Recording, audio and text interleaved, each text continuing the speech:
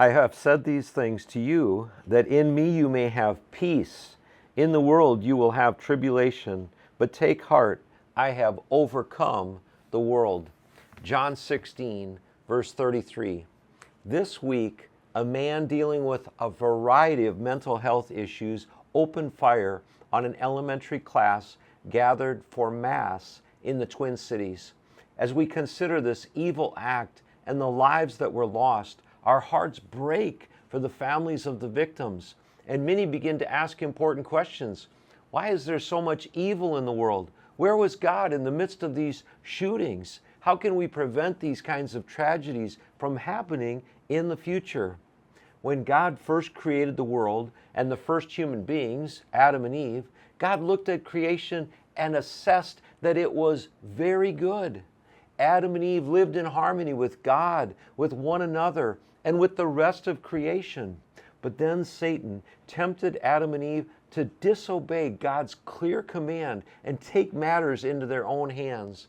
They may have thought it was no big deal, or that they could assist God in eating of the fruit of the tree of the knowledge of good and evil. But when they acted on the temptation and ate the fruit, the history of mankind was forever changed, because sin and evil were now part of the equation. As a result of the fall, we experience natural disasters that take people's lives, and we experience human behavior that harms life and even takes life. Jesus made it clear that life would not be pain-free, because he plainly said, in this world you will have tribulation. We face tribulation in many different ways, including when someone decides for whatever reason that he or she is going to destroy life individually or collectively. God has given us some promises relative to the pain and suffering that we'll invariably experience as we live out our lives. He has promised that he will be with us, Matthew 28:20. He has promised that he will give us enough grace and strength to be able to endure whatever hardships come our way, 2 Corinthians 12:9. He has promised that somehow, some way, he will bring good out of the most difficult situations we walk through, Romans 8:28. He has promised to give us, along with his Son, all things needful, Romans 8:32.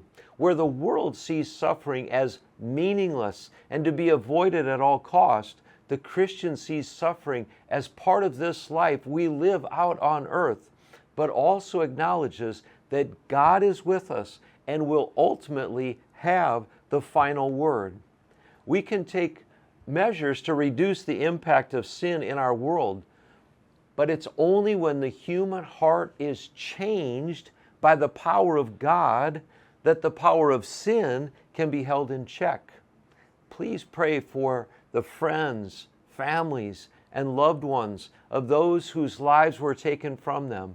And remember that in this life we will have tribulation, but we can also experience peace, knowing that God is with us.